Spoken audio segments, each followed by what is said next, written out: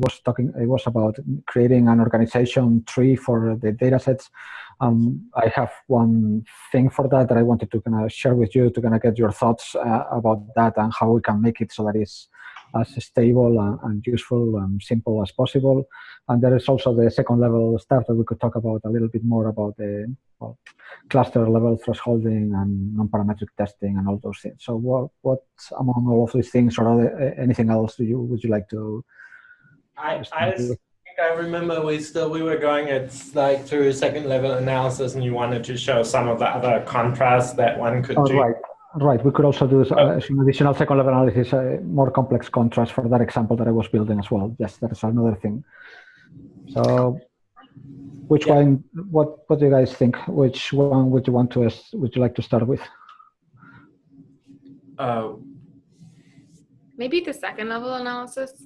Yeah. I also had a question, Alfonso, about the specifying covariates at the first level. I don't know if that's something we should tackle as a group or if we should meet ourselves offline. I sent you an email about it a few days ago.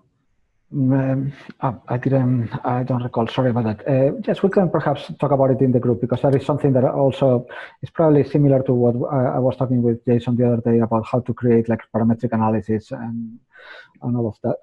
So perhaps we can go over that as well. What is your specific question? What do you have? So for my first level analysis, I was using older SPM files that had been used in a previous analysis, and my covariates for the first level analysis were already pre-specified there. But because I've now processed the data through the new pipeline, I should be using some new covariates for motion outliers and artifacts. But I have behavioral covariates such as movement, duration, and errorful trials that are specified in the old SPM files. So I basically want to know if I can combine some old covariates and new covariates, or if I need to, I'm just not sure how to pull those old behavioral covariates from those old SPM files. Right. So it depends what type of covariates you have. You could have covariates that are like a whole time series, so one value per scan, or you could have covariates that are one value per event. So what type of covariates do you have there? One point per event. Per event. So those are basically for each acquisition that so for each block or event type, and you may have a covariate that is like kind of like the duration, for example, of that speech production or something along those lines, right? So it's either the duration or else it will be, I'm guessing it's coded probably as a 0 or a 1 for the errorful trial. Like either there was an error and we want to remove it from the analysis, or there wasn't an error and we want to keep it. Right. Okay, so yes, so all of those things can be modeled as parametric modulators in SPM, and they can also be added to the scripts. And I don't know if I should, I never talk about this when I was talking about the first level analysis options, because it was a little bit more advanced. So I don't know if I should basically, let me see if I can share my window. I'll show you where those options are, and just so you get a sense of what those are, and then I'll build a small example to send around. Let me see if I can share my window first. As Alfonso's getting that up, I would say that, Elaine, it should be fairly straightforward for us to grab those from the spm.mat files. We'll load those up and we'll be able to find them. But what I think we should do is find them as a reference and then try to track down the source data and see what that looks like. So I know that I had at one point regenerated a lot of the behavioral data, and the results looked very, very similar to Elisa's, but not exactly the same. Yeah. And we may want to use that just because we can track that. Okay. Track that, the more recent version of it. So I think we should pull it out, but let's try to find the data themselves. Yeah, that makes sense to me. So I think Alfonso can show us how to do it, and then maybe we can talk later about where the data is. Yep. Okay, so if you pull them directly from the SPM design metrics, then you're going to end up having like a one value per scan, because those are already going to be convolved with a hemodynamic response function, and they're going to be like resampled to the space of the design metrics, which is basically the one acquisition per scan. So if that is the case, then you will add them here basically as additional model covariates in the model covariates field, where you specify the design information. You can enter whether you want motion covariates and you want art outliers or something else, and you can specify also a file, basically one file per session per subject. So basically adding it here to the list of model covariates will allow you to add like additional covariates basically read from a file. If you could create those files basically by outputting the information from the design metrics in your original SPM.mat files. So that is one option. But if you go with a kind of more complex but perhaps probably better option of trying to find the original data, and then you end up having one number per event, then those things are modeled in here, where you specify the onset durations and the name of the condition. You can also specify things that are parametric modulators. Parametric modulators, I don't know if you heard about this in SPM, they are just things that modulate the individual conditions. So those are basically when you have a number per event. And those can be entered using these three fields here. The PMOD just specify which of the original conditions are to be affected by this parametric modulator that you define. Then the PMOD names are the names of your modulators, for example, like repetition time or something like that. And then PMOD values are the metrics of or vector of values, basically one value per event that basically the data that you have, something like reaction time. And if basically you would enter it in the design information data file. So basically where you specify the onset and duration of the conditions, in that same file you would enter these additional fields, the PMOD names and PMOD values. And I was originally working with JSON to build an example file on how to do this, but I haven't finished it yet. So I'll work on that example file today, and I'll finish it and I'll send it around so that you can have a template that you could use for just copying it to your data set and using that, just changing the values. Sounds good. Does it make sense? Yeah. Okay. Okay. Any other questions specific to your data sets or problems that you run into when analyzing the data? Okay. So okay, so I'll talk about the second level analysis a little bit then, if that is okay then. Okay, I think I had it here probably there. Let me see if I can go. I think I created 3 groups. No, this wasn't what I created, right?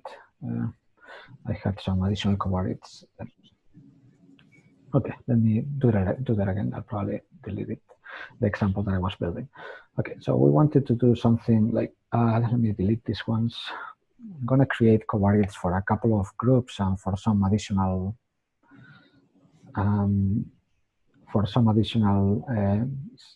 subject level variables. So I think we made it like, I don't know what was the example, perhaps patients. I'm just going to create sorry. Yeah, I think the example was perturbations of stutterers and non-stutterers, right? Right, exactly. Okay, so PWS, I'm going to call it, and then I'm going to create another one with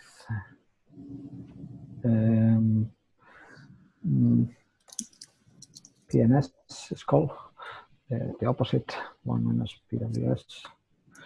Okay, so we had these 2 groups, and then we also had some additional covariates, like let's say age, that we can use as an example between 25 and 50.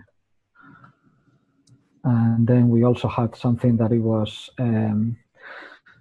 something that is an indication of severity. I don't know how to call it. Let's call it severity.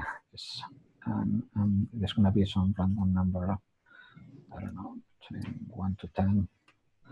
And I'm going to make it so that it is 0 for the people who don't stutter. Oops, sorry.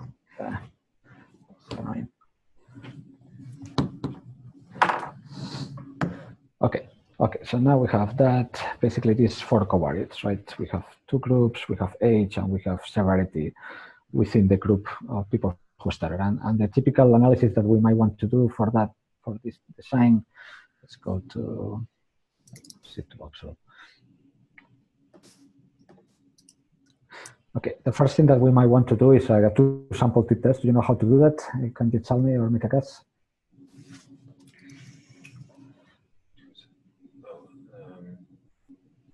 So between subjects contrast. Oh, 1 minus 1? 1 minus 1. Right, exactly. So you select both groups in here, and then go here and select 1 minus 1 for a between subject contrast, and then just select the single condition and 1 for the within contrast. And this is performing a 2-sample t-test. If you look at the design, it's going to look just all this the 2 groups, and you are just doing a 1 minus 1 contrast across the 2 groups. If you remember, this is the sign matrix, this is the data matrix, the Y matrix in our sample. This is the X matrix, the design matrix, and this is the C contrast across subjects. And there is just a 1 for the contrast across the data, the columns of the data matrix. Okay, and this is just a 2-sample t-test. The degrees of freedom. Why are they 23? Right, are 23. Because we have 2 groups, okay, right? It will be 20. So we have 25 subjects minus 2 for the 2 groups is 23 degrees of freedom, and this is the statistics, what you get out of that. Okay, so let's say that we want to do that, but we want to control for potential difference in age. So let's go again. Let's look at the calculator, and I don't know. I created the age randomly, so it's unlikely that it will have difference between the 2 groups. But let's say you want to actually test whether the age is different between the 2 groups. You can do that in calculator. Just go here, select age, and then do the same analysis. Do a 1 minus 1 here for looking at the difference between the 2 groups, but now you're looking at the difference in age. And this is what you are getting, and it's almost significant. It would be significant if it was one-sided. If it was two-sided, it wouldn't quite reach, which is a good thing because we made it up, those numbers. Well, okay, so let's say that we worried about this age difference between the groups, and we say, well, perhaps the difference that we are finding between the starters and non-starters is not really how to do anything with the speech, and it's just with age. So how do we control for that? You can control for that at your second-level analysis design, basically by entering the third covariate as something else, basically select it in there, and now you enter the same contrast that you had before, minus 1, 1, and put zeros in anything that you added as a control covariate. And this is effectively testing. This is an ANCOVA. It's a one-way ANCOVA. You just have 2 groups and 1 covariate of interest that you are trying to control for. So if there are any difference in age between the 2 groups, and those differences are related to the difference in functional activation, those are controlled for in this analysis. So this would be how you run it. And now design will look like this. You have the 2 groups, and you have the additional covariate. These are the age values for all subjects, and you are entering this minus 1, 1, 0 contrast in here. And the degrees of freedom are 22. You are getting 1 less degree of freedom because you have 1 additional effect of interest that you are modeling, and it's pretty much the same thing. You get a T statistics out of it, and it's a one-way ANCOVA. Is Sure, go ahead. Oh, does it matter if you center the variables?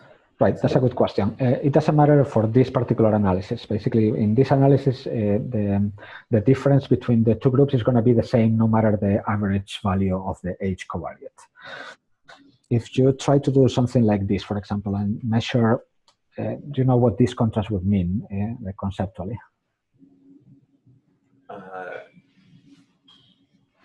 If you don't see it on the screen, this is a 1, 0, 0 contrast vector for the same 3 PWS, PNS, and H covariates.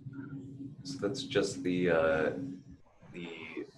effect of the contrast in the stuttering group, taking into account severity or age, rather. Sorry.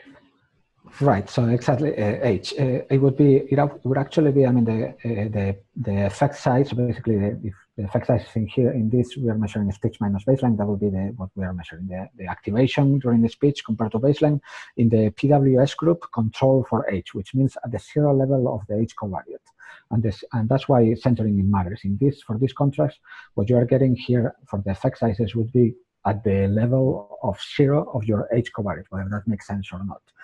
So basically, imagine, let me show you what it is. Perhaps it's simpler to see it in here. Let me show you in calculator what this thing means, this type of analysis. say we are looking at this thing. Now we're looking at 1, 0, 0. And I think I can put H in here. Let me see if I can put H in the x-axis. No, it's just the predictor. Outcome. No, that's not going to work.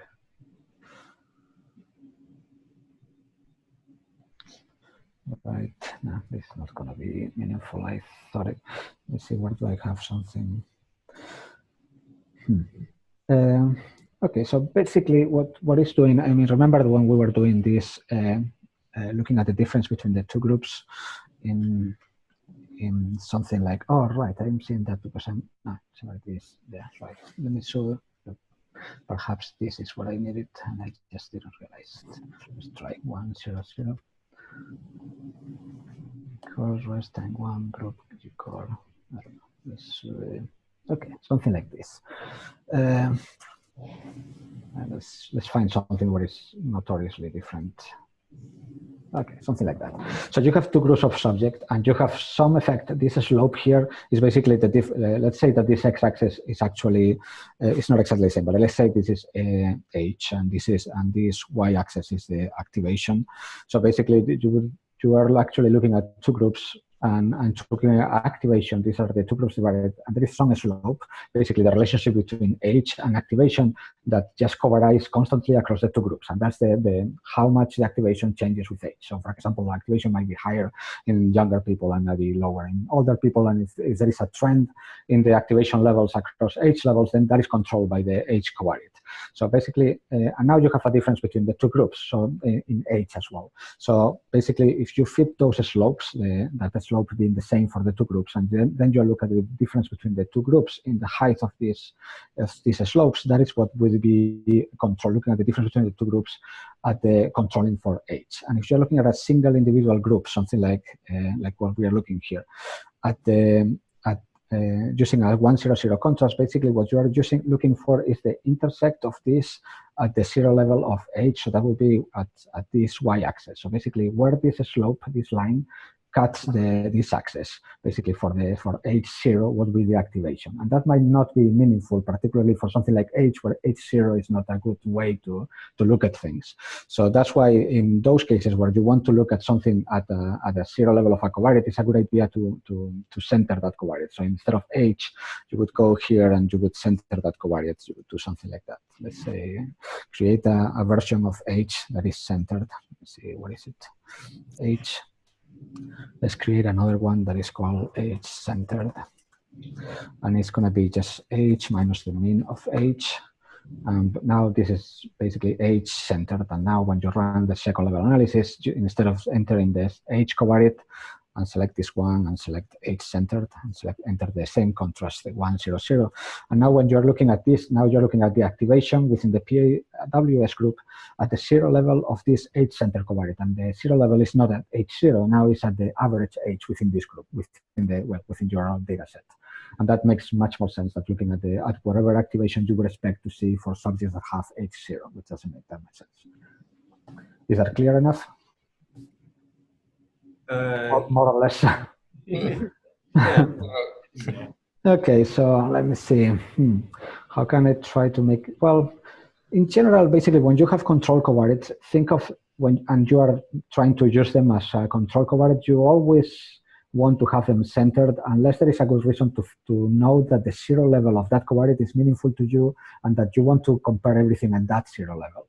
So let me put some examples. For example, H0 level doesn't make any sense. So you typically center it so that when you look at the 0 level of the center covariate, you're looking at the average H within your group.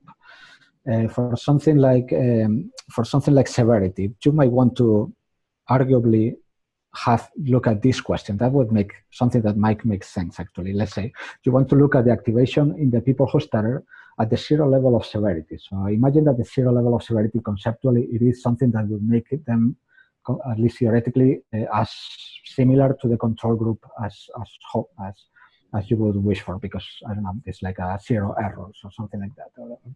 If that 0 level of severity measure is meaningful, then this contrast makes sense without having to center the severity covariate group, because you're looking at the average activation in this group at the 0 level of your raw severity measure. So basically that means look at the activation on the severity group and try to extrapolate what the activation would be if a person committed no errors at all, also had 0 level of severity, and that would be the answer to these values that you see here. What is the activation for that ideal subject that you are kind of extrapolating from the subject that you have at the level of 0 of severity? So basically for a person who doesn't make any errors, for example, and that would make sense. In the rest of cases where the 0 level of that variable is not particularly meaningful, then it's typically best to just center that covariate when you are trying to look at things like that. Okay. Does it make a little bit more sense now? Yeah. Yeah. Okay, so this is when you use them as control covariates. You typically want to center them, particularly if it doesn't make if the 0 level of that covariate doesn't make sense. But in this case, Alfonso, typically what you want to do is something like, I want to look at the difference between these two groups and I want to control for this other thing. Right. When you do that, it doesn't matter whether you center them or not, because the difference is going to be exactly the same. So let me actually show you that. If I look at this contrast, let's see, and I'm looking at 1, -1, 0. Let me try to lower the threshold so that we see something here. And now let's try to memorize that. I don't know. Perhaps I can just create, well, okay. So let's look at the pattern and try to remember that pattern. So something blue here in this on the right, and a few like things red in the bottom. And this looks okay. So I think I got it. Let me try to do H center now and do the same contrast, 1, -1, 0, and we should see pretty much exactly the same. I don't know. Yeah. So basically the answer is that it doesn't matter whether you center it or not when you're looking at the difference between the groups. And the reason that it doesn't matter is because the plot that I showed you before, where you saw the 2 groups and 2 slopes that were parallel, if you're trying to extrapolate at a given level of the covariate. So basically you are deciding where in the x-axis to put an axis. And you want to see where it cuts, those 2 lines where they cut. The difference between the 2 lines is going to be the same because they are parallel no matter where you cut the x-axis. So basically that's why it doesn't.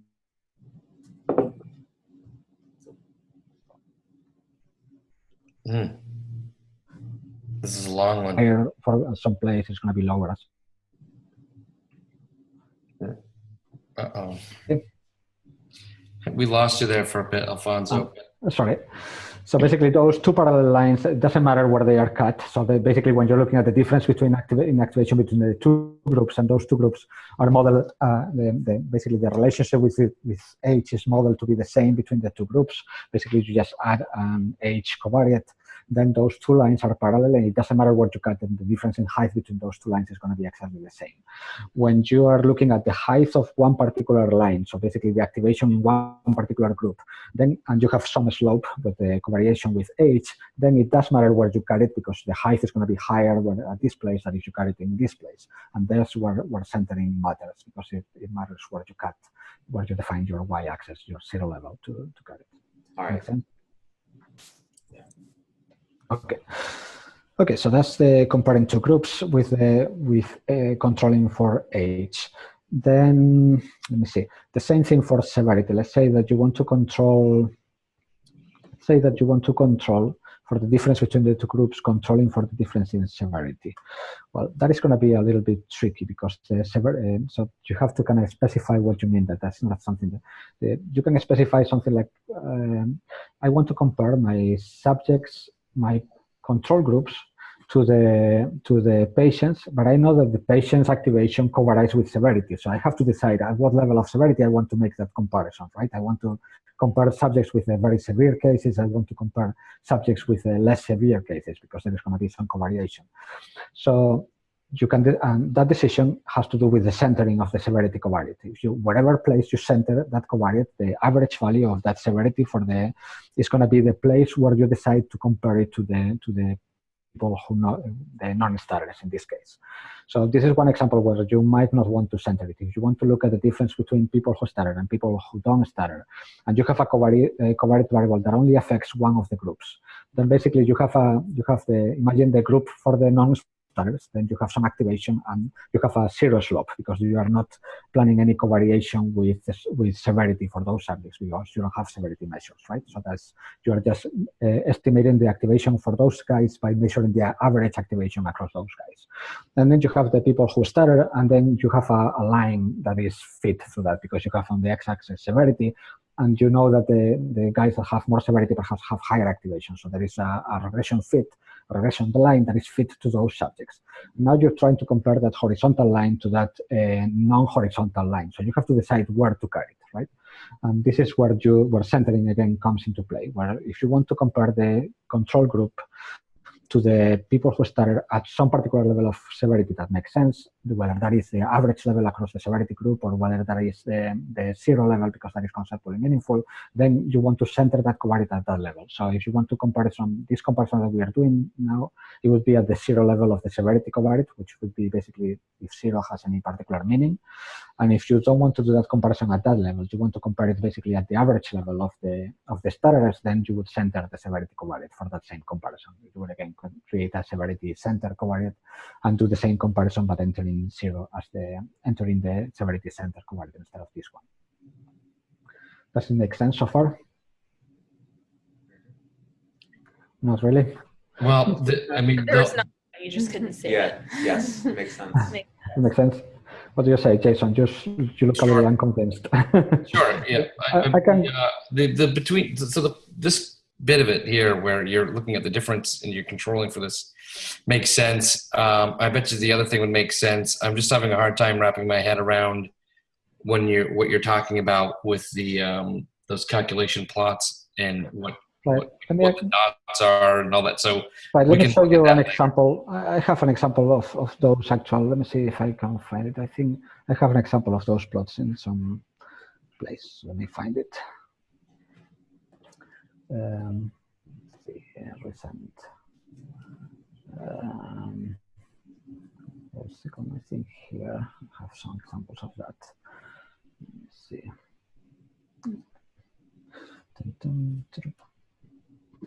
Oops.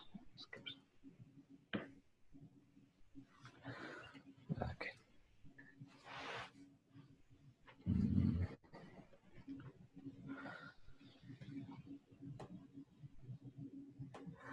Okay, so let me see if I can show you. Okay, so perhaps these plots are a little helpful in this case. Okay, so here we are thinking just age, and these are activation levels, right? This is just a one sample t-test. I mean, we don't care about age. You're just looking at the average of all of these dots. These dots have age in here and activation levels in here. One sample t-test is where you just look at the average across all subjects. You don't care about age. You don't even enter that covariate as an additional thing.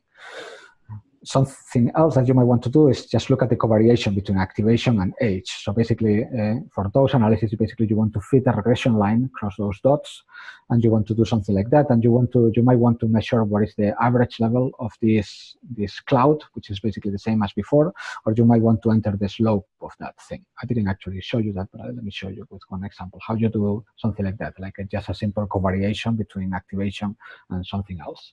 Let me show you with an example. Let's say I just want to look at all subjects and see whether activation covaries with age.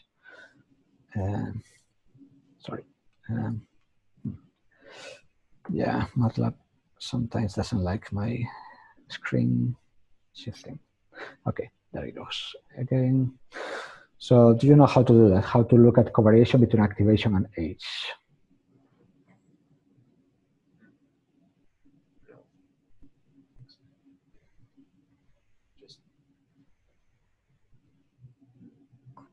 Would it be something like 1 asterisk 1? Okay. Sorry, I didn't hear you. Could you repeat it? Is it some kind of multiplication? No, it's something that I have already selected the thing. You just need to specify which contrast you enter here. You enter all subjects and age, which are the two things that you care about. You care about the average level of activation across all subjects and an age covariate. And you just have to specify which contrast. 1, 1. Not quite. It's 0, 1 actually, because you just care about the age covariation. So I just told you Like why that is the case actually. Just basically you are entering conceptually, I mean, or at least mathematically, you are just entering two factors into your model. One which is going to be the constant factor, which is this all subjects term, and one which is the age covariation, which is going to be this age term. Let me just, I don't know why this is refusing to show. Yeah, that is it. Okay. So something like this. Basically, the design looks like that for a covariation. You just have a matrix of all ones here, which in the regression terminology is just a constant term. And then you have the regression term, which is this additional column that has the age covariates. And you enter a 0, 1 contrast to specify that you care about the age covariate. You don't care about the constant term. You just care about the slope. So basically, whatever this term measures, the regression coefficient associated with this column is going to be the constant term of the regression equation, and whatever regression coefficient you get from this column is going to be the slope term of the regression equation. So when you just care about the level of covariation between activation and age, you just care about this slope, and that's why you enter just a 0, 1 contrast. And in terms of the plots that I was showing before, basically it looks like this. You are fitting this type of this type of regression fits where you have age in here and activation in here, and you have a regression fit. And this regression fit has two parameters. One is the height of these lines, and the second is the slope of those lines, right? So the height of those lines is encoded by the constant term, and the slope of those lines is encoded by the age covariate term. So basically, when you just care about whether there is a correlation or not between those two, between activation and age, you just care about whether this slope is 0 or not. So that's why you just enter a 0, 1 contrast to specify that you just care about the age term in this equation. Does that make sense so far? Mm-hmm. Cool. Okay.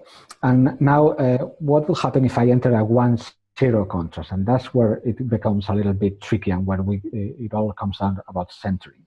If you enter a 1, 0 contrast, it's basically measuring the height of these slopes, but those heights are different, right? If you are measuring the height for the subjects that have age 20, it's going to be 0.5, and you are measuring the height for basically the level of activation for the subjects that have 40 years old.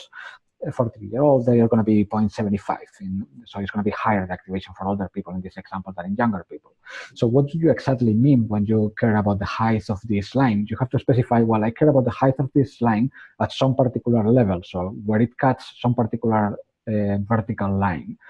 And you just have to specify which vertical line do you want to carry it, which is basically answer the question at what age do you want to measure the height of this line, of this regression line. And how do you encode that in your contrast specification? You encode it by centering that age covariate at that particular level that you want to control for. So basically, if you want to look at the height, if you want to test with a 1, 0 contrast, the height of this line at the level of 25 years old, then you just make sure that your age covariate is centered at the level of 25. So basically, subtract 25 from all of the subject ages. If you want to measure this height at the average level across all of your subjects, so basically at the center of this cloud, then you just measure this height at the center of this distribution, which is basically at the average value of height of age. Sorry. So basically, center that covariate by the means value at the average value across all of your subjects. So basically, when you are looking at asking the question about the height of this line, you are asking the question about the height in the center, basically. And if you want to extrapolate this line to estimate what would be the activation for some ideal subject that has 0 age, just following this regression line, then you just have the raw covariate with age at the 0 level of that covariate is going to be basically where this line intersects the y-axis. So basically, it's going to answer what is the activation level if I extrapolate this line all the way up to 0 years old. That's basically what you would do when you have a 1, 0 contrast and your age covariate is not centered, like in this case. Does it make sense so far? Yeah. Yep. Cool. Okay, So now when you have two groups, you might not care about age at all, and this is what we have in this example. Even though I'm plotting the dots in these things on the x-axis are the age, the model doesn't care about age. I just want to look at the average difference between these two groups in the activation. So I just look at the blue and the red guys, which are two different groups, look at the average activation in these guys, and look at the average activation in these guys, and try to look at this difference.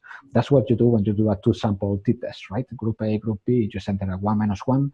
You are looking at this, that the difference, what you are actually measuring is the difference between these two horizontal lines. That's just a two-sample t-test. You are comparing that, the size of that difference to the size of the residual variability in these dots across around those lines. And that's what a two-sample t-test does. So what does it happen when you do something like, there you go. What does it happen when you do the same comparison, but you have now, you want to control for potential difference in age? If you look at this, you are looking at, in this sample, two-sample t-test, you might get the impression that group A, let's say, Group A is, let's say, is blue and Group B is red. In this sample, Group A is higher than Group B, right? Because the average level of activation in Group A is higher than the average level of activation in Group B. So you're going to, when you do a two-sample t-test, you get a positive value and you get a perhaps significant difference for the two groups, telling you that the Group A has higher activation on average. But now you enter the age covariate and you realize that, well, that is true, but the Group A, which are these guys in blue, they are much older than Group B. And now you have these guys here in blue that are the Group A that are older and have higher activation on average. But when you take into account the covariation between age and activation, then this second group doesn't look as high anymore, doesn't look like it has higher activation. It has actually lower activation than you would expect, that what you would expect by that same age level, basically by taking into account that these are actually older subjects and there is a positive correlation between activation and age, you would expect this group to have even higher activation. So basically at this level, and what you are seeing is that it's actually lower. So basically, this is what you do when you do an ANCOVA analysis. When you are comparing the two groups and entering the age covariation, you want to look at the difference between the two groups, taking into account or controlling the potential difference between the groups in age. What you are looking at is the difference between these two slopes in height, and basically this height. And even though the center of that slope was in here and the center of that slope was in here, and this center was higher, when you take into account the slopes, it could happen that it actually reverses the signs. And now this line is actually higher than this line. So you get totally the opposite effect that you got in here, because now you are taking into account that the first group was actually much older than the first group.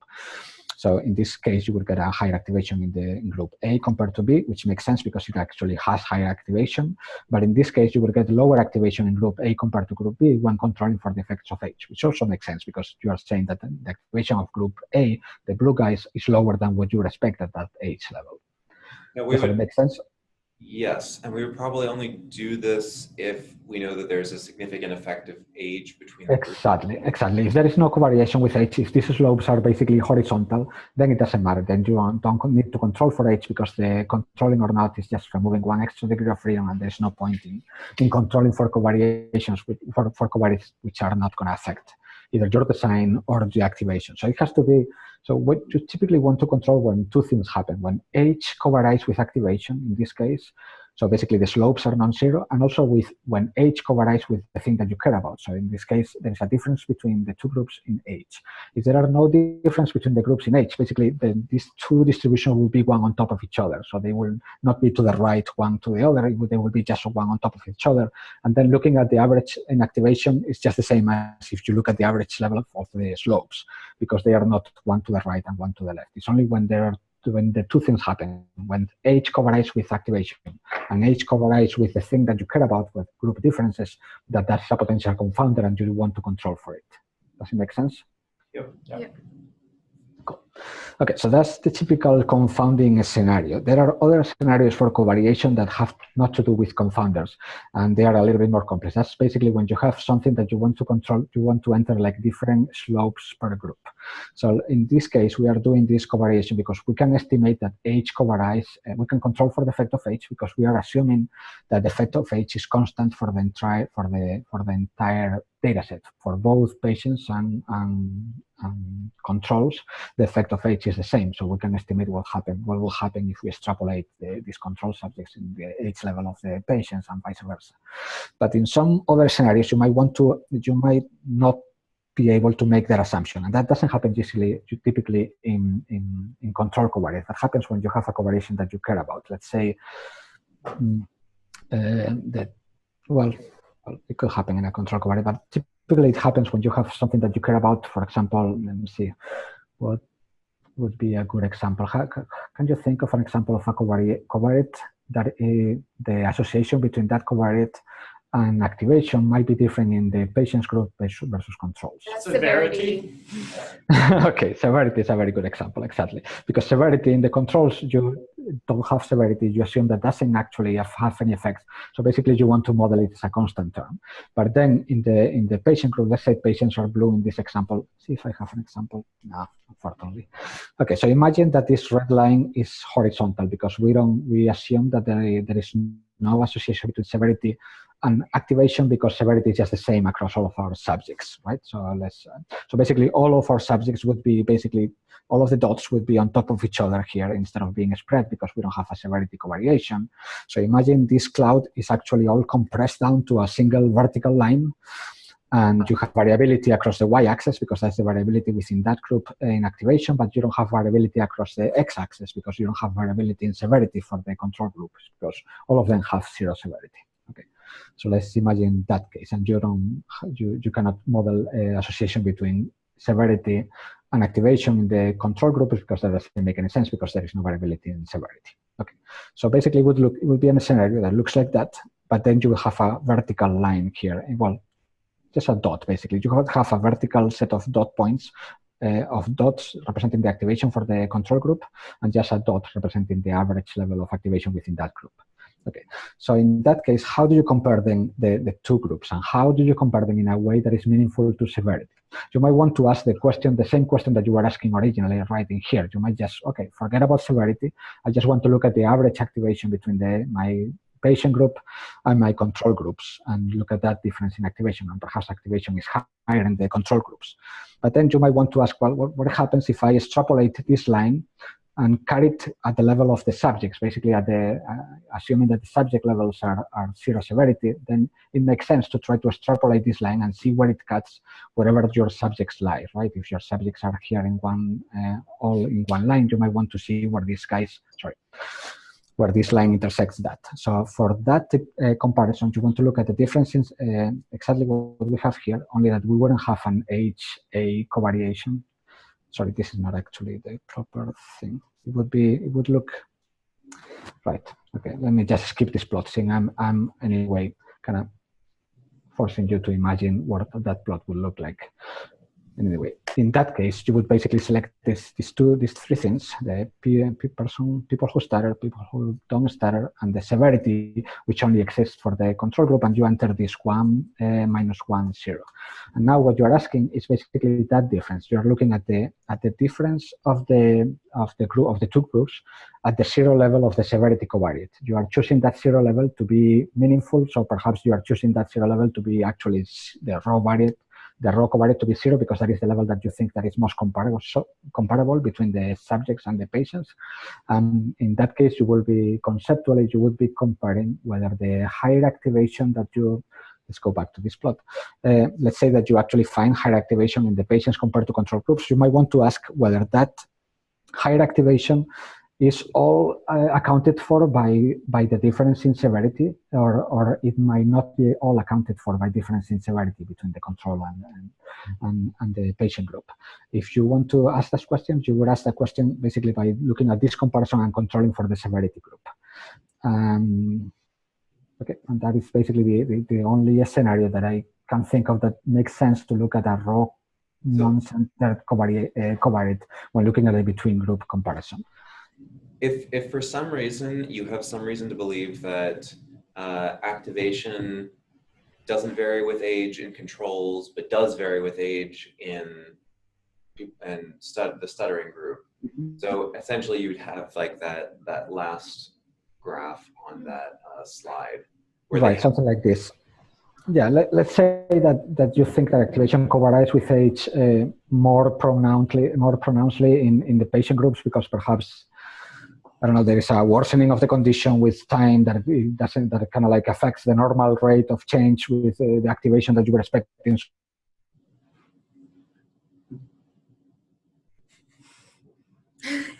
He just looks like he's done with us. Like, All right, we lost you, Alfonso. Jason back.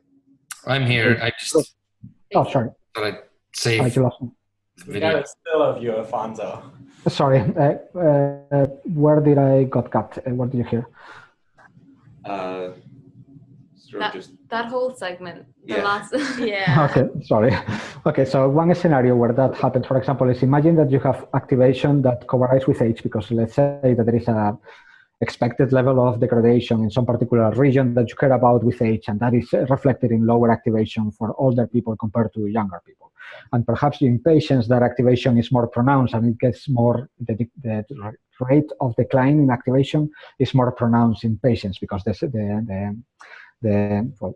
basically what you would see is that the slope of the decrease in activation with age is higher in your patients compared to controls, for example. So that would be a typical scenario where you have a covariation between age and activation, and you have a potentially different level of covariation in the two groups, because perhaps there is a higher speed of degradation of that region in the patient group.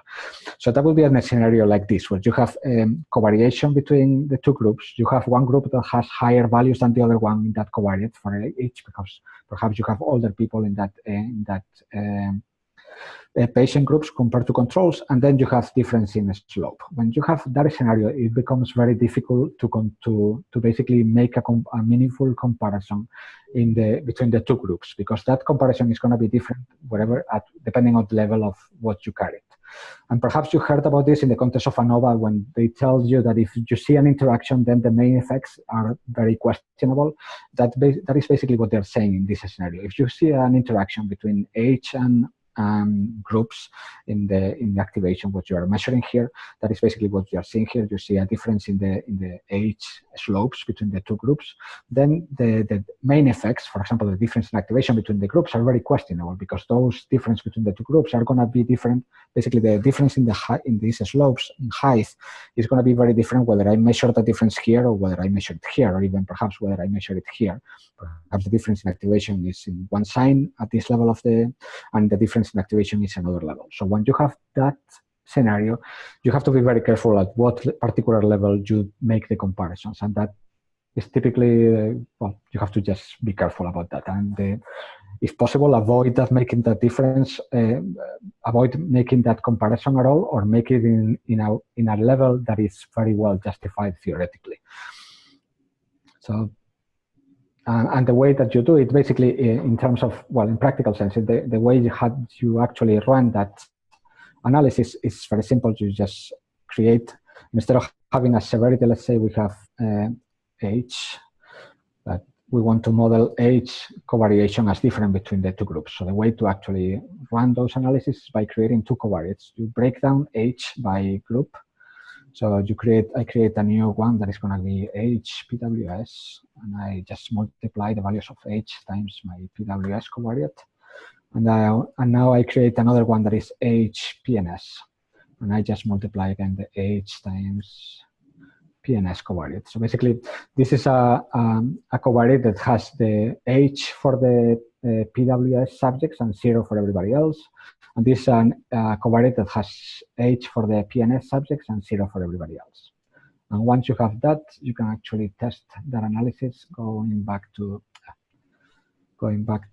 our analysis here and selecting the two groups. Then you select the two covariates, the group-specific covariates, and then you define what you care about this contrast. And how would I specify this contrast if I care about the difference between the height of the two slopes? So I care about the difference in the activation of between the two groups, controlling for potentially different levels of that covariate. How would I enter that contrast? 1 minus 1, 0, 0. Exactly, perfect. 1 minus 1 minus 0, 0 is looking at the difference in the height between those two slopes, difference in the activation levels, controlling for the age levels. But keep in mind that that difference is done at the 0 level of whatever covariates you enter here. So at that, in this particular comparison, that comparison is done at the 0 level of the age covariate, which is not going to be particularly meaningful. So if you want to do it at a different level, let's say I want to make that comparison. Let me go back here. And I say, well, I care about that difference, but I care about the difference at this particular level of the, let's say at age 20, because age 20 is kind of like the onset of my condition typically, and perhaps that is a meaningful level to compare the two groups. Let's say you want to compare them at age 20. How would you make that actual comparison at age 20 instead of age 0? Can you tell me that? Be centered at 20. Yeah, you'd center both by subtracting 20 from each of you. Exactly. So perfect. So basically, you would center those two covariates, the HPWS and HPNS, to make sure that they are centered at 20, both of them. So instead of having this, let's say I enter PWS times H minus 20, and I'm doing it this way. Basically, I'm subtracting 20 from H, and then I multiply it by PWS, so it's again 0 for the rest of the people, and the H minus 20 for those guys, for the PWS guys. And the same thing for here. I enter H minus 20 times PNS, and that's the same. I think I did it right, or did I use H minus 25 instead of, I don't know why I doubt it. I don't know. There you go. So you have H minus 20 times PWS for this, and H minus 20 times PNS for that. And basically the 0 level of that covariate is now H20. So basically when we run this exactly same analysis, when we enter, sorry about that, let me go back. When I enter exactly the same contrast now that as I was entering before I select those 4 covariates. Sorry, it takes a second for my screen to go back to normal. There you go. So when I enter the same thing, the 4 covariates, and I enter 1 minus 1, 0, 0, now I'm looking at the difference in activation between the two groups at age 20, which might make sense, which is what I was shooting for.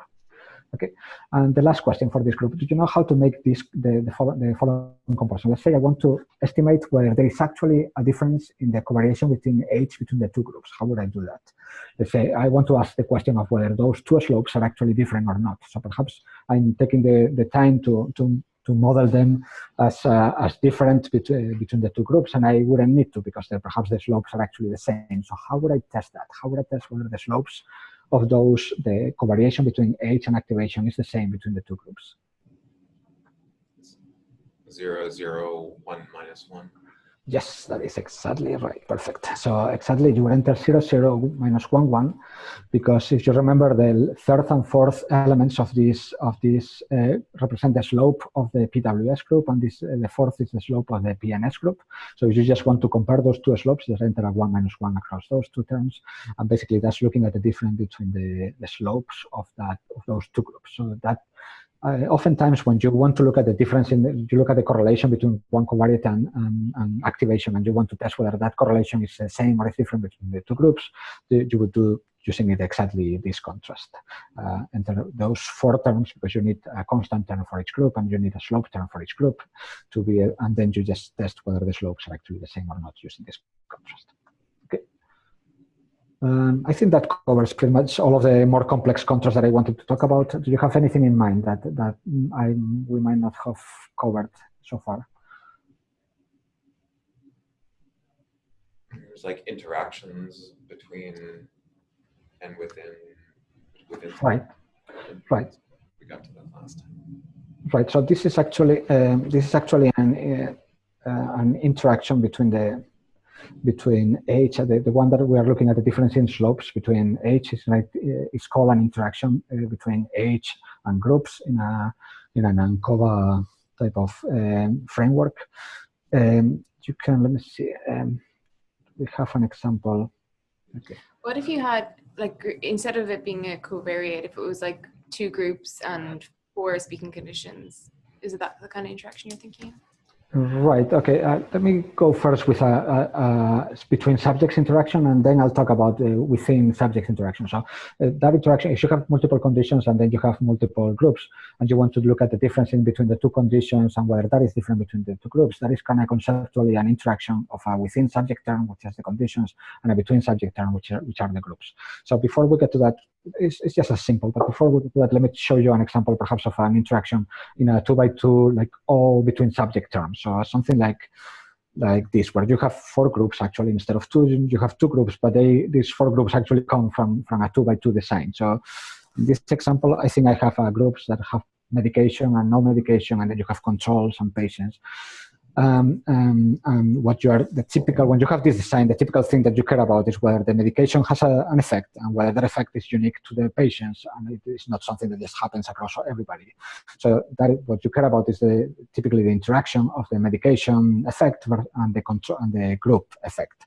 That interaction terms basically measures what the difference in activation between the medicated subjects and the non-medicated subjects is actually different when you compare that difference in the patient's group versus the controls. Basically, you are looking at the effect of the medication and whether that effect is unique or differentiable in the patient's group compared to the controls. And that is an interaction in the ANOVA. This will be a two-way ANOVA with 2 factors, medication and group factors. And you would look for the interaction term for that ANOVA. And the way to test it is basically in CON scripts.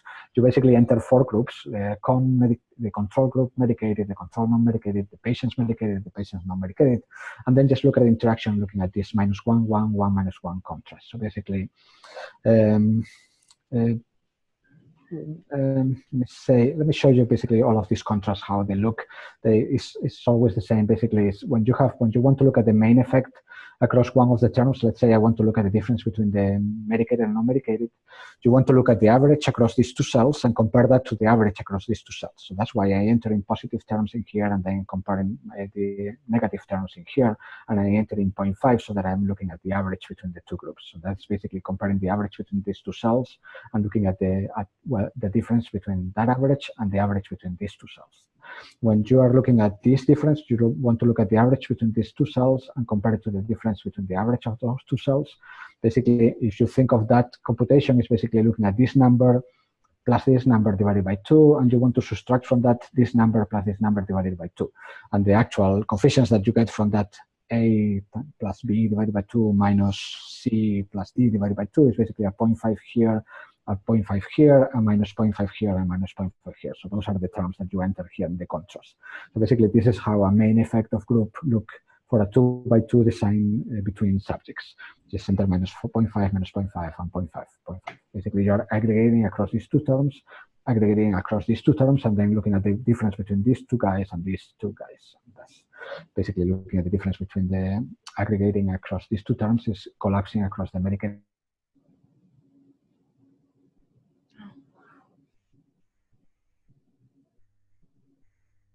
When you look at when you want to do the interaction, basically what you look. You're freezing. 2 guys. Oh, sorry, my connection was again stable. Sorry about that. Interaction. Interaction again.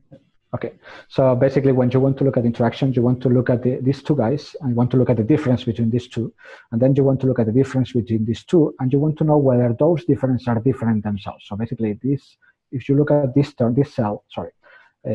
cell and compare it to this, you want to know whether that difference is different actually from looking at this cell and comparing to this. So basically, you're looking at, let's say this is A, B, C, and D. Let me see if these are in the same order. Yes, A, B, C, and D. You are looking at B minus A, and you are trying to subtract from that D minus C. So basically, you enter with B minus A plus D minus C. And that's basically what these coefficients represent. The -1, 1, 1, -1 are the actual plus minus signs that you would get from this comparison, basically, for the interaction. And this is how you test an interaction term for a 2-way ANOVA when the 2 factors are between subjects. So basically, they are groups. Does it make sense so far? Yep. Yep. Cool. Okay. And let me see. And sorry. You have a question? I don't know if you're gonna just discussed this already, but I think one time we had talked about how when you're making all of these tests separately, so if you have to make a main effect versus an interaction separately, it's best practice to look at the interaction first to see if if that's anything aside, instead of looking at both main effects and the interaction and then seeing which ones come out. Right. I mean, you can run everything and see what everything comes out. But in terms of the interpretation, it's a little bit like I said before. When you have an interaction term, the main effects are questionable, and the reason is very simple. If I have an interaction, that means that the difference between, let's say, medicated and non-medicated activation is different in the control groups and the patients. So basically, what does it mean if I basically am aggregating across these cells? Basically, I'm aggregating across different things because I know the difference between these two guys is different. It doesn't make sense to aggregate across either two cells or those two cells. And that's why the main effects are kind of questionable or at least difficult to interpret when in the presence of an interaction. So good practice in ANOVA is that you first test the interaction. If that becomes significant, then you don't look at the main effects because that is all. You look at the main effects, but you cannot really interpret them. So don't look at them.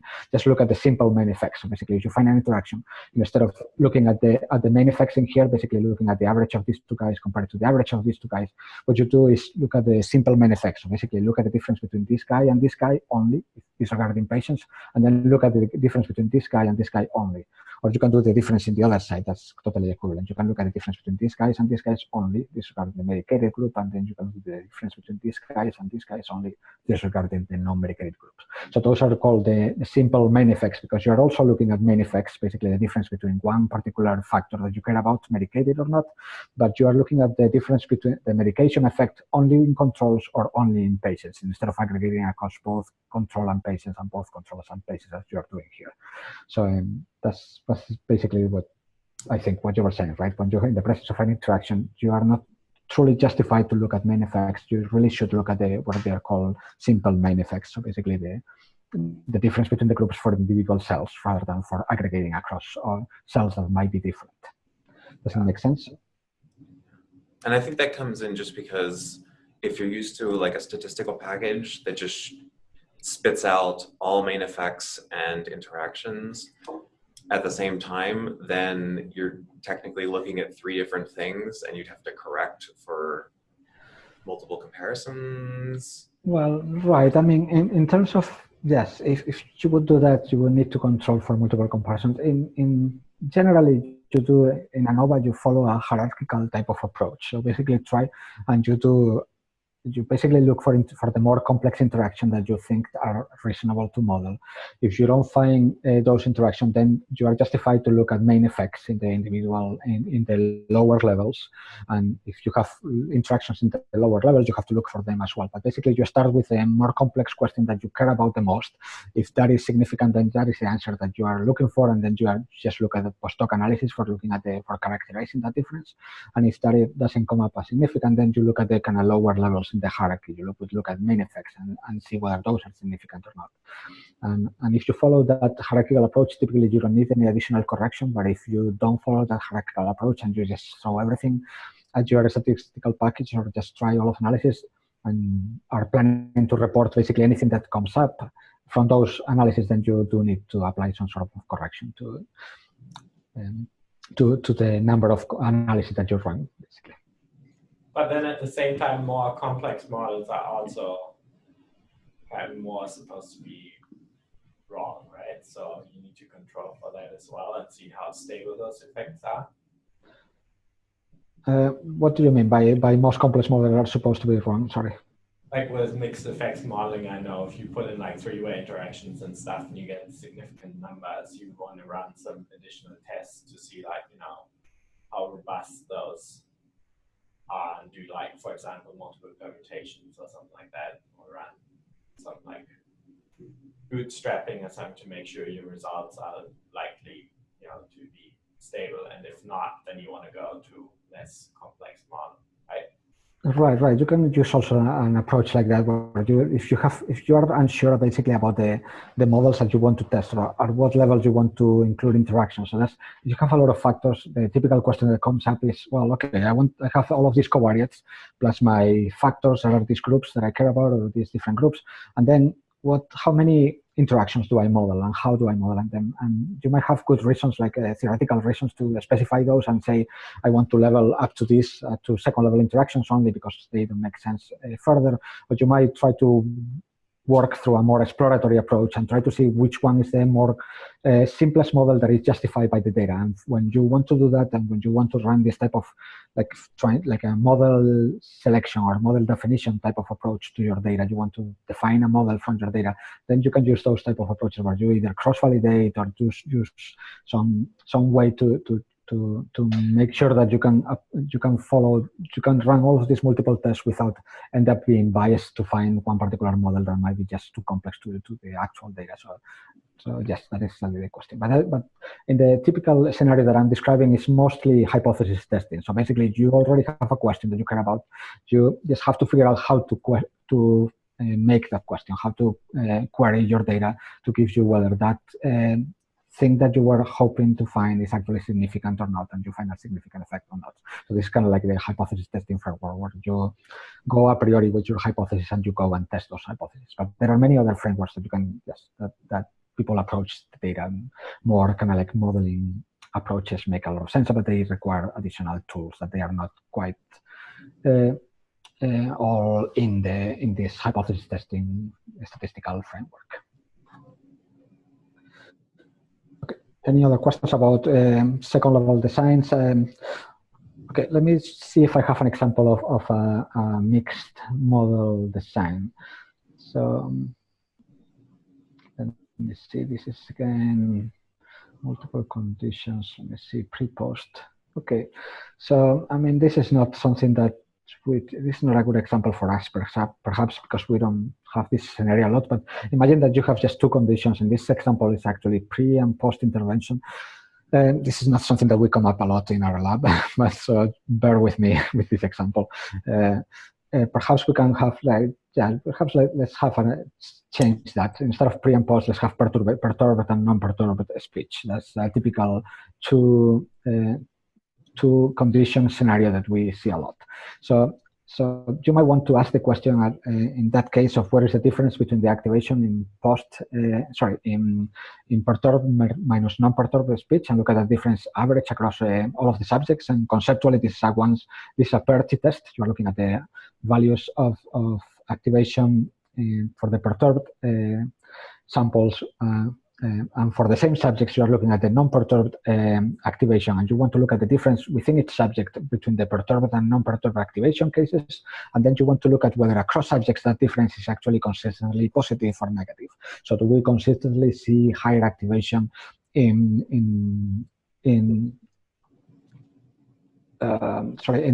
perturbed speech compared to non-perturbed speech? And that would be a one sample. A pair t-test scenario. And the way to actually run that in our analysis is just by entering one in the, I don't have a good, it's basically by selecting all subjects, because across subjects you just have one group of subjects, right? So you just enter all subjects and enter one contrast, and then you select the two contrasts pre and post and enter a -1, 1. When you select the two contrasts, remember that what we are effectively doing is defining the columns of the data matrix, the Y data matrix. And we are basically saying that we have two columns of that matrix. One column is going to be the numbers for the perturbed speech, and the other column is going to be the numbers for the non-perturbed speech. And we want to look at the difference between those two. That's why we enter a -1, 1 contrast across conditions now instead of across subjects. So that would be a per t-test. You might want to look at some covariation as well with age. Let's say that you want to look at the difference between perturbed and non-perturbed speech and want to test whether that difference covariates with age. So let's say you say, well, perhaps the difference in activation between perturbed and non-perturbed speech is actually only appears in younger people, and in older people they just they don't show the difference because perhaps they don't even hear the perturbation. I don't know. Let's imagine a scenario where you have difference in activation between perturbed and non-perturbed speech, and you want to see whether that difference itself, not the activation level, but the difference in activation between these two conditions, is actually covariant with age. So the way to do that is, again, just as you would do normally. Basically, across subjects, you just have to specify what do you care about subjects. Across subjects, you just have a typical regression analysis. You just enter all subjects and age, and a 0-1 contrast to specify that you care about the covariation with age. And now within subjects, you enter the two conditions that you care about, the pre and post, sorry, the perturbed and non-perturbed speech, and enter a -1-1 contrast to specify that you care about the difference between those activations, not about the individual levels of activation. And that's how you would run basically a covariation with age in the difference in activation between a perturbed and non-perturbed speech. Let's see something else. Sorry, question so far? Quick conceptual question. So all subjects means I have a group basically that has all the subjects in it like set up my project.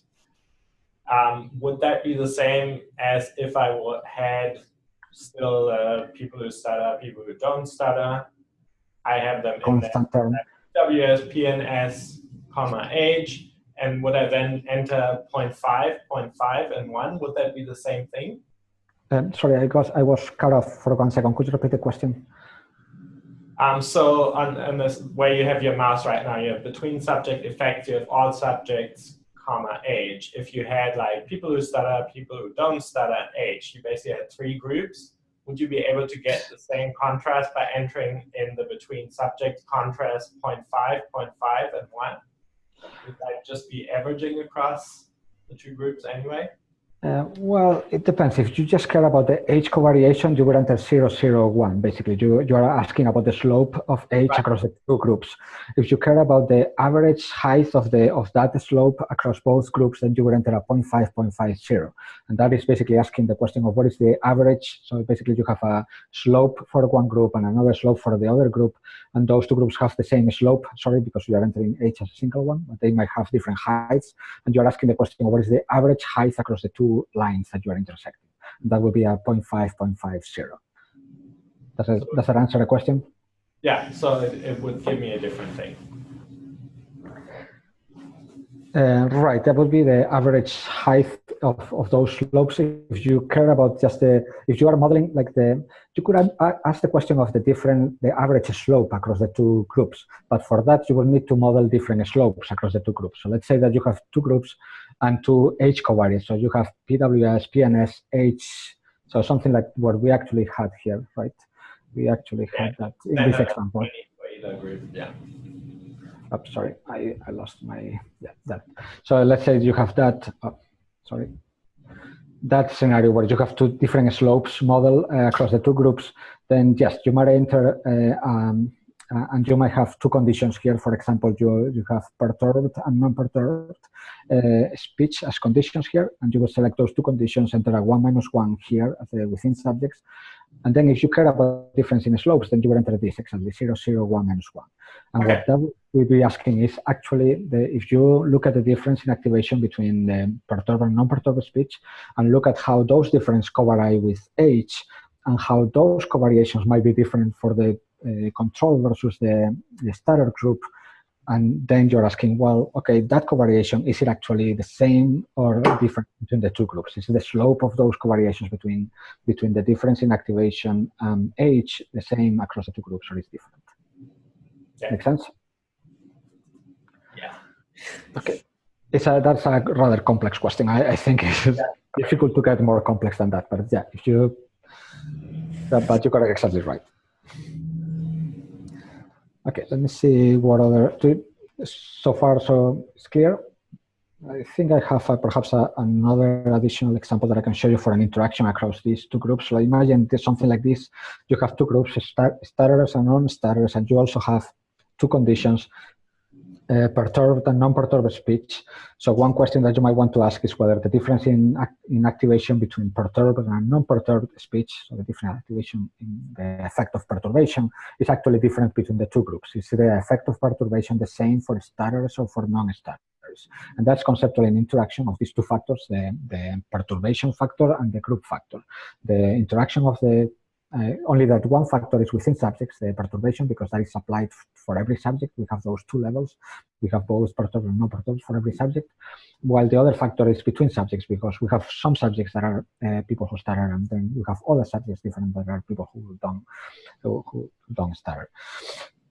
So then for looking at the interaction between those two, it's just as simple as that. You just look at the difference between the two groups. So basically select the two groups and enter a 1 minus 1, and then select the two conditions and enter a 1 minus 1 for that. That is asking the question of whether that difference in activation between the two groups is actually different between group A and group B, between the two groups. That's testing the two-way interaction for a mix between subject analysis with two factors, with two levels for each factor. Does it make sense? Yep. Yeah. Okay. I think that is pretty much it. I mean, you might have slightly, let's say, more complex, something like, let's say, what happens if you have three groups instead of two for that same interaction? Let's say instead of people who stutter, people who don't stutter, we have three groups. We have severe stutterers, non-severe stutterers, or perhaps and then controls. Quiet stuttering or something like that. Sorry, I didn't hear. Could you repeat that? So with stuttering, you could have like developmental stuttering and acquired stuttering or neurogenic. Right, excellent. So let's say you have those three groups. You have developmental, stutter, acquired stuttering, and then you have controls. And you want to test the difference between, you want to again look at the perturbation effect. So basically the difference in activation between the perturbed and non-perturbed speech. And then you want to evaluate whether those differences are constant across the three groups, or are there any difference between the three groups in those perturbation effects? How would you test that? And well, it's telling you that basically don't ask the question, but basically how would you test that? You basically select the two conditions and enter 1 minus 1 to tell the model that you care about the difference between those perturbed and non-perturbed speech. And then in terms of the group, you care about any difference between the two groups. So basically, so if you recall from that, from the other day, we talked about that diff I3 or something like that. I gave you like a quick way to get those difference between multiple groups when you have n groups. This diff, let me see. If I go back here for 1 second, diff I3, that basically tells you, you enter a minus 1, 1, 0, 0, minus 1, 1. That's a way to specify that you care about any difference between the three groups. And what you are conceptually doing is basically specifying two contrasts, one per row. In this contrast, you're saying that you care about potential difference between the first and the second group. And in this contrast, you are saying that you care about potential difference between the second and third group. And if you recall from the other day, we talked about why it's not necessary to add another row here saying that you also care about potential difference between the first and third group. That's why you don't need to add that. So basically, this is the contrast you enter, which is basically what we are specifying here. To test that will be a mix between subject model with one group factor that has three levels. So basically you have three groups, and then one within subject factor that has two levels, which is the perturbation factor, and you are looking at the interaction between the group and the perturbation factors. And that's how you would test it. You will get an F test out of that, F statistics. And in very general terms, the way to define all of these contrasts and all of these things is by separating the question. It's basically you ask yourself the question, what do I care within subjects? I mean, across conditions. Do I care about one individual condition? Do I care about multiple conditions? Do I care about the individual values, the average across those conditions, or the difference between those conditions? Once you answer that question, you basically have this portion of the contrast specified. You set that in the conditions, specify the conditions that you care about, and the between condition contrast. And then you look at the thing across subjects. Well, I know what to do with the conditions. What do I do with my subjects? Do I care about one group, multiple groups? Do I have between subject covariations, which covariates that I want to enter? Then you select which ones do you want to enter into your model across subjects, and then specify. You just have to specify which is the contrast across subjects. So for that, you just have to think about what among all of these things that I'm modeling across subjects is the thing that I care about. Do I care about difference between the groups? Do I care about the effects at one particular group? Do I care about the average across different groups? So do I care about covariation with one covariate? So that's how the question that you have to ask yourself to determine which one is the between subjects contrast that you need to enter. And with this, you will be pretty much equipped to answer pretty much all questions, including all types of ANOVAs and regression analysis and t-test and repeated measure analysis, all of those are come down to this breaking down the question into within subject portion and the between subject portion of the question, and then answering that question in terms of specifying a set of conditions or between subject effects, and then defining the contrast between condition contrast and the between subject contrast. Does it make sense? Yep. Yeah. Yes. Okay. I think that is pretty much all that I had to say for the more complex models. Well, do you have any individual questions or something that might have appeared in, or you might think that it might appear in one of your studies that I have not roughly covered with these examples? I just remember that one of the other things that we could push this to the next session is looking at the thresholding levels and sort of all the various options that you have in the second level analysis GUI. Yeah, that's a very good point. I'm still leaving that for, we still have, it's not very long talk that, but basically we need to talk, I can tell you basically about this, basically, how do you define these thresholds, how these things are computed, what these columns mean, what is the parametric versus non-parametric stuff, what is all basically, this should be relatively brief, but it's perhaps best to leave it for next day. But this is basically what I think Sol is talking about, how to define the voxel level thresholds, how you do multiple comparison correction in this context of using a combination of high threshold and cluster thresholds. And then basically what are the difference between parametric and non-parametric statistics, and what are the statistics that you get out of them, basically out of here, which ones to use in each scenario. I also wanted to talk briefly about this. I don't know if you still have the stamina to go over a few minutes over this. What do you guys think? I wanted to show you basically a folder, proposed folder organization for our experiments, because with FL scripts we left very kind of open how you organize basically where you put your configuration files and where do you put your data. So I wanted to propose a way of naming, just to get started, basically, a way of naming your configuration files, where to place it, and that perhaps would make sense. But this is just a proposal, and I wanted to hear your feedback, whether in your experience this would make sense or whether there are better ways to do it or not. So do you mind if we go just 5 minutes over this, to get your feedback on this? Yeah. That sounds good. This seems like a good idea. Okay, so basically when you run the FL scripts, you remember that, I mean, you can just create, you just need to create your config files and then just run FL and specify where you want to put your subjects, and this will create all of this structure. Basically, you have something, it will create all of these folders where you have one subject, and it will create all of these bits data in that format, and then you will also within there, you will get first level analysis contrast, and you will get quality assurance plots and all of that stuff within the folders that you specify. But so far, I'm seeing that everybody is kind of using their own convention as to where to place these files and how to name them, and where to place this file, the configuration files, and how to name them. So I was thinking that if we kind of come up with a conventional way to do that, that everybody tries to follow that convention, that would make everybody's life perhaps simpler, because then everybody will be more, well, everything will be in a more familiar context, and everybody will be able to kind of interpret more easily what other experiments look like. And also I could even write additional facilities for the script that already take into account that your data is going to look like that. So that basically make it even scripts simpler to use if we follow some convention. So I was thinking something like this, but I want to see whether it makes sense for you. So basically I was thinking that in some place where we are going to have the repository for all of our data, we will have experiment folders, and that experiment folder will be something like ACE, just a code for the experiment. And then within those experiment folders, we would have multiple subfolders. Those subfolders are basically any variation that you try for the. So basically, if you got your raw data and you're getting your raw data for the first time, then just enter something like subject test 1, something like that. That indicates that that's the first version of your data. If this is a version that you want to keep because this is the one that you use for some paper or something like that, then rename that to something else and then don't touch it.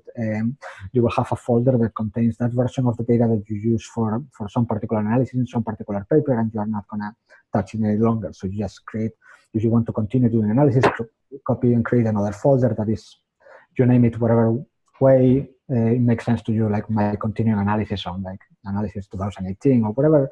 This is totally free, this naming convention, but the idea is that within a given experiment, you may have multiple sets, and those sets correspond to different variations of the data. Perhaps you are trying different preprocessing pipelines, or perhaps you're trying different forms of analysis, or perhaps, I don't know, whatever is different, you want to have it in different subfolders within the same experiment folder. And then within those subfolders, then that is where you would place all of the subjects. Basically, in this case, A's would be, and ideally we want to have them named in a simple manner, something like a experiment code and then a number, something like ACE01, ACE02, ACE25. And then ideally you will have also a configuration folder where you would enter all of your configuration files. Those are the files that you actually create when you want to enter your data. So basically, when you enter your data, you just have to specify these files and put them into this folder, and then just run the scripts using this syntax that you will find below, basically, and then it will read these configuration files and it will create all of this. Is something that the scripts create, and all of these are the things that you create that you have to kind of like manually define.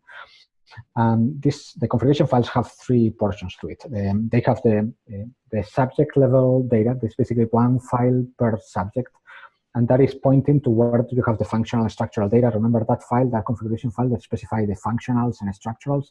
If possible, name it in the same way that you're going to be naming the folders later, because that way the scripts can automatically take the names from here and put them as folder names in here. So name them as your experiment code and a number if your subject individual configuration files, and put in there the source of the functional data, structural data, design information that is specific for that subject. And then where you specify that, then you have another set of files where you specify the onset and durations, remember, of each condition, and you do that basically for each session or for each run, right? You might have like 3 or 4 different type of runs that you run for every subject. So basically for each one of those runs, you create a session file, config file, where you specify the onsets and durations. If your experiment is a little bit more complex and you enter different design for every subject, then enter here session ASO1 and session ASO2 to specify that session file is specific for each subject. And if your experiment is simpler and you just have a few different type of sessions and every subject uses those sessions, then you can name them just by session names in here. And last, you just enter the preprocessing and the model contrast file. Perhaps you are using just a copy of the default preprocessing pipeline or a copy of the default model configuration files that you can find in the FL folder. If possible, just copy it to this folder and rename it something simple like this, preproc and model. And so that if you have to make any changes to that, it will be clear where those things are coming from. So basically, you will once you define those configuration files and they are all there, you will be able to just run those scripts and they will create all of this portion of the data. Do you think this naming convention makes sense? Do you find better ways to do it? What do you think? What do you guys think? I think I'm fine with this naming. And I don't think it hugely matters. As in, I think there are multiple ways it could work, but it's more that, this is intuitive, and if we all use it and it's documented, then it'll work. Right, and if we follow the same, I'll create a documentation specific to that order of how exactly, basically something like this. Basically, if you have that configuration, what is exactly the command line that you need to run, basically, and it will look something like that. And I can more easily specify, give you create a documentation, having this as an example. And again, the scripts are still I'm not going to change the scripts. They are still flexible. You could use anything else, but it's mostly for two things. One is for the documentation, so that it makes our life simpler. When I write a documentation, I have an example, kind of like tree structure that you are creating, and I can follow that as an example. And also for making it simpler to compare different experiments. If I want to look at anybody's experiment and they follow this structure, it's going to make my life simpler to kind of look out for the configuration files, as opposed to having to ask you, where do you put your configuration files and how are they named and what are these things? And I think the same thing happens for everybody else that wants to look at somebody else's experiment data. So I don't know if you have. I'll send you this document around, and feel free to send me any thoughts or additional suggestions. Can you move on to the next item down the list, though. This one, do you mean? No, go back up. So, yeah. So within each, a question one about redundancy of the data, but I also want. So a couple of things about inside the subject folder, right? Mm-hmm. We have ASO1. Is it possible just to get rid of a bunch of the, so can it just be ASO1 and then session 1, anatomy, functional, So get rid of data /bid/dataset/sub-0001. Okay, I could, but that is going to make it more difficult to keep compatibility with the control box, because this whole thing is basically con definition of how these data and results folders are con folders. So if I get rid of those, and I could very easily, it's going to make my life more complicated in order when I try to keep these things compatible. So the idea of this is that once you have this, and every subject is basically in this structure, you're going to have you're going to have two abilities that are very simple. You are going to be able to create something that is going to be a new folder here and contains groups of these subjects. And those groups are going to be already automatically created in the standard. You're going to have a bits data set. So if you look at this, basically this is subject specific. For every subject, you only have one subject thing. So you have a bit structure, but it's just for a single subject. When you want to share this, perhaps you want to share these 20 subjects from this particular pipeline, and you're going to have a script that basically takes all of this and creates another folder that has, instead of having one individual subject, you have a group here.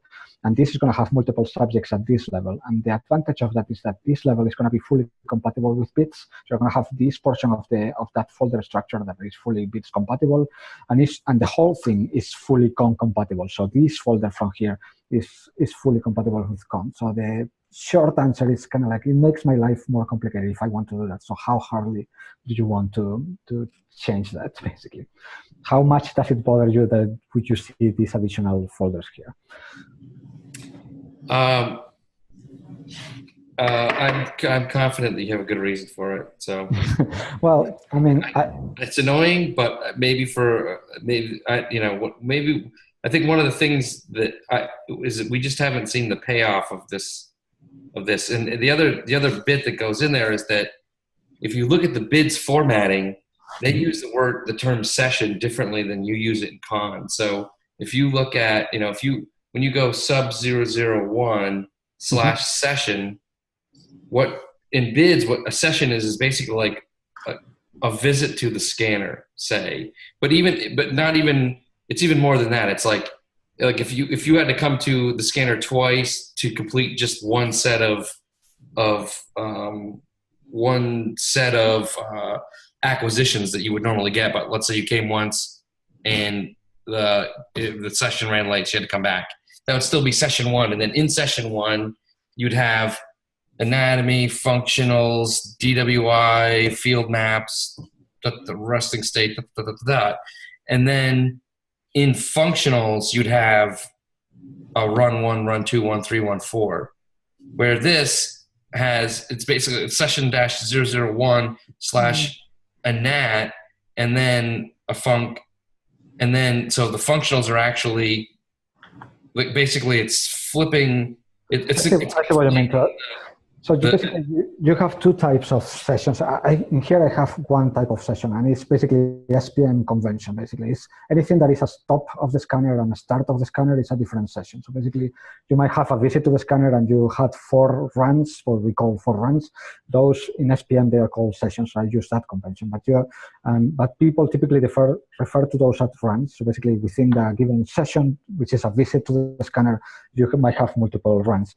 I don't think that bits follow that convention. I'll have to go back and look at it, but I'm not totally sure that bits actually separate what you are calling sessions and runs. Does it actually? Are you confident that it does? I'll look at it. Well, I don't recall. Confident enough to just say it. But, you're questioning it, so I don't. Maybe I misread it, but I misread it perhaps. So with bids, they now you can read. They have like the set of definitions. They're like, here are the things that we all agree upon, and they're that this means this and this means this. And right. I mean, again, if it's all documented and it's all consistent, it's not a big deal, but it has two concerns. One, it's the kind of thing that just makes it more confusing to explain to somebody that's coming to this new, where they've got like all of the stuff is new. It's just one more thing to kind of wrap your head around.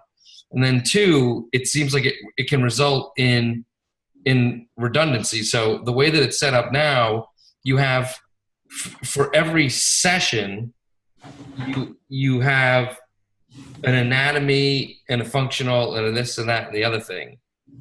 And so that means that you have one anatomical, but if you have 4 functionals, you'd have an anatomy in each one of those.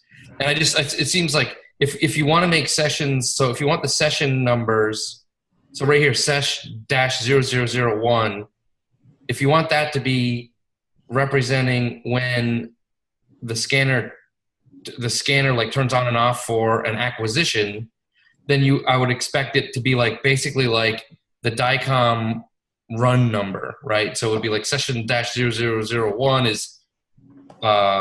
is localizer, and 002 is AA Scout, and somewhere along the line is anatomy, and then something's functional.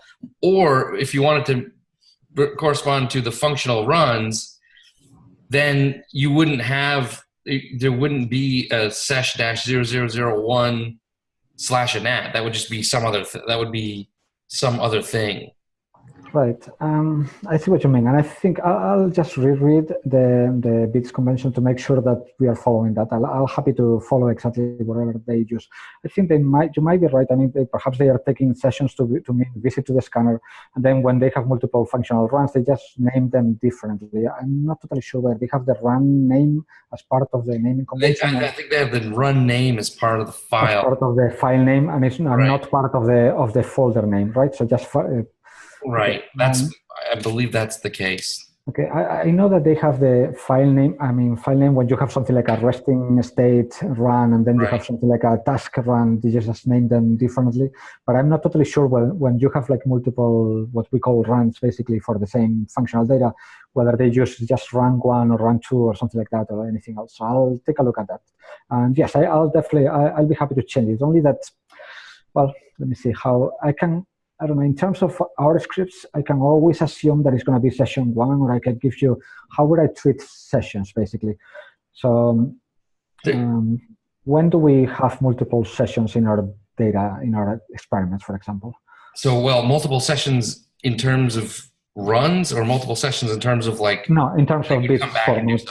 So we seldom do have that. Usually we have this like one prescription of acquisitions that we get. But but it's easy to imagine a scenario where if we had someone came in, so if we did a scan like pre and post learning new sequences, imagine that, or pre and post we collaborating with someone that has a therapy for stuttering, or longitudinal. They come in like in the ACE or pediatric stuttering collaboration subjects come in at 4 years old and 5 and 6 and 7. That would be where you'd have multiple sessions that way. Right. Okay.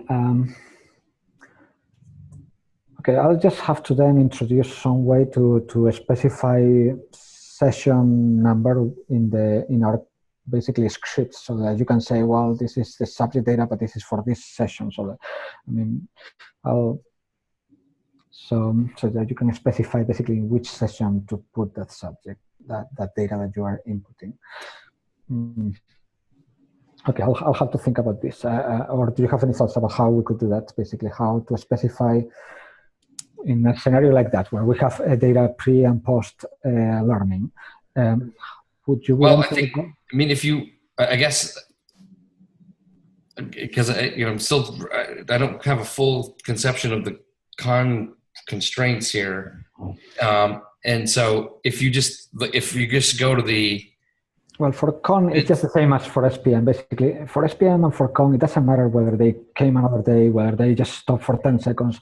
Anything that stops the scanner and starts the scanner is going to be a different session in terms of SPM, because it requires two things. It requires stopping the time series, so you cannot do convolutions across the end of a scan at the beginning of the next, and because you want to model typically session-specific effects. So those are the two things that SPM cares about, and that's why it doesn't care whether they are 2 runs or 2 sessions. For SPM, basically, when you stop the scanner and start it, you treat it as a different session because you basically need to model session-specific covariations and you want to do session-specific effects and you want to do, well, not convolve and not filter across the boundaries of the session. That's the convention of Cone and the SPM, if it helps kind of like understand. That's why in at least both Cone and SPM, we don't make that distinction. We call that everything sessions, whether you call them runs or sessions. Okay. But I understand what you're saying, and I think you might be right that bits might actually maybe making this distinction, and I would like to make this a little bit more bits compliant, so I'll be happy to try to do that. But in terms of our scripts, we just have to think about how to best specify that. I mean, how to specify that this is the second, this is an additional, well, we'll have the same problem. I mean, you have links, right? In those configuration files, you have these links to specific volumes, right? Right, but I just link them as runs. Remember, when you define a first-level analysis, I just specify which runs you want to use for your analysis, and you just enter run numbers in there, or well, session numbers, or whatever you want to call them. So if you have another level of separation, I mean, in general, other than for being bits compliant, I failed to see the advantage of creating another level of cover of hierarchy into runs. If I want to create a first-level model, I want to. What do I care that this number, let's say I have 4 runs in my first session and another 4 runs in my second session. What do I care if my runs are runs or are sessions, or if I have 8 runs or 8 sessions with a single run? How does it make it different? And in terms of preprocessing also, how does it make it different? In general, if you have 2 sessions and 4 runs on each, or if you have 8 runs in a single session, you would again do preprocessing exactly in the same way. So other than having a little bit more bits compliant, how do you think that this is helping us?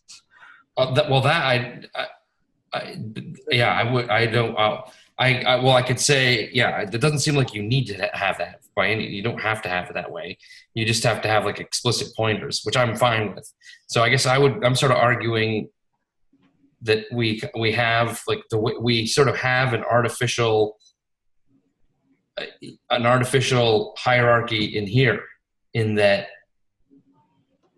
we have you could make that same argument now and say, well, if you just skip the sesh-0001 and instead you just have slash and at, and then you have slash function, but then in function you have file names that tell you distinguish the runs. That's fine. That's fine. That will work exactly the same. I mean, it's in terms, it makes, well, my life a little bit more complex because for SPM, it's not a terribly good idea to have all of the sessions in the same folder. It's going to create potential problems. Well, could you just make it sub-01 func slash session 1, session 2, session 3, session 4? Right.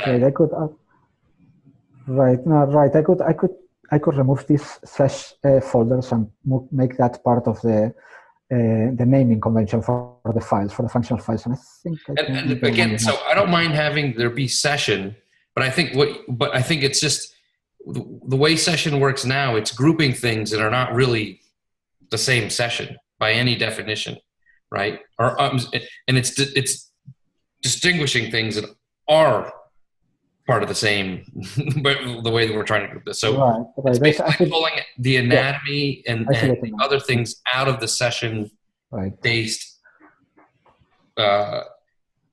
Right. Sometimes you want to have session-specific anatomicals, and if we go back to the other convention and just use naming conventions, we need to make sure I can make it work that as well. I could just have the run numbers as part of the naming convention, and I can look for potential session-specific anatomicals. If you have like T1W underscore run 1 and T1W underscore run 2, then that will mean that you have session-specific anatomicals, and if you don't have that, then you won't. So I think we can. Okay, let me think about it. I see where you're going. I think you have a very good point. One thing that I don't like about you're right that this is grouping things that are not conceptually perhaps the same, particularly when it comes to you have like a diffusion DW I think folders in here that might not make sense to have them into the same session separation that we have right now for anatomicals and functionals.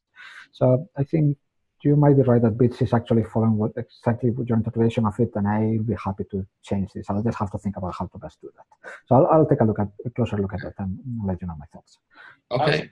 I was also wondering in terms of like depending on what's going to be set up at the scanning center in terms of like how we get the data of the scanner.